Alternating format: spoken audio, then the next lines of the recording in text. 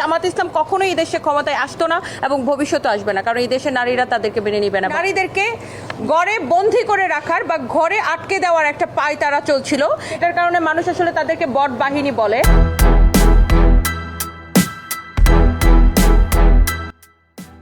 জামায়াতের বিরুদ্ধে কঠোর অ্যাকশন নিতে গিয়ে সকলের তোপের মুখে পড়লেন উদ্যোক্তা রুবায়েত ফাতিমা তনি।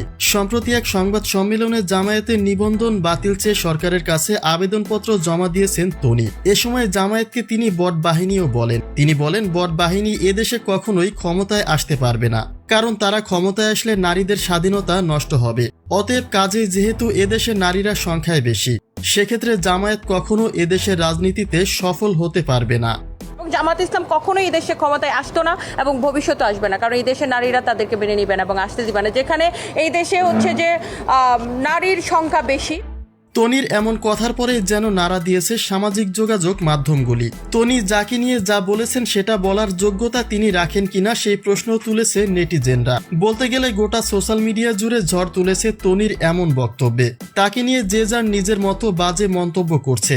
কেউ তো এমনও বলছে এই মহিলা কাপড় ছাড়া থাকতেই ভালোবাসে, তাই সে জামায়াতের বিরুদ্ধে যাতা বলছে। তিনি মাঝে মাঝে যেসব পোশাক পরে লাইভে আসেন তা শুধু মুসলিম হিসেবেই নয়, গোটা বাঙালি জাতির জন্যই লজ্জাজনক। তনি বলেছেন, জামায়াত নেতাদের পরিকল্পনা নারীদের ঘরবন্দি করা। এমন যুগে এখন পৃথিবীর কোনো দেশই নেই, এমনকি নারী পুরুষ সমান অধিকার না হলে কোনো দেশ এগিয়ে যেতেও পারবে না। আর সেখানে জামায়াত নেতা নারীদের কর্মঘণ্টা নিয়েও কথা বলে, যেটা একটা শাস্তিযোগ্য অপরাধ বলে মনে করেন রুবায়েত ফাতিমা তনি।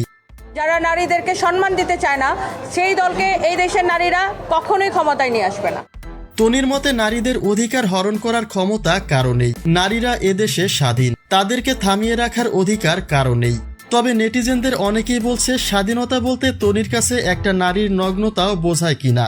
তিনি একজন মুসলিম বাঙালি নারী হিসেবে যেসব পোশাক পরেন, বলতে গেলে সেটাই শাস্তিযোগ্য অপরাধ। তাই নেটিজেনদের পক্ষ থেকে হুঁশিয়ারি প্রদান করা হয়েছে তিনি যেন নিজের লিমিট ক্রস না করেন। এমনকি অনেকে তো তার পোশাক ব্যবসা প্রতিষ্ঠানকেও বয়কটের ডাক তুলেছেন।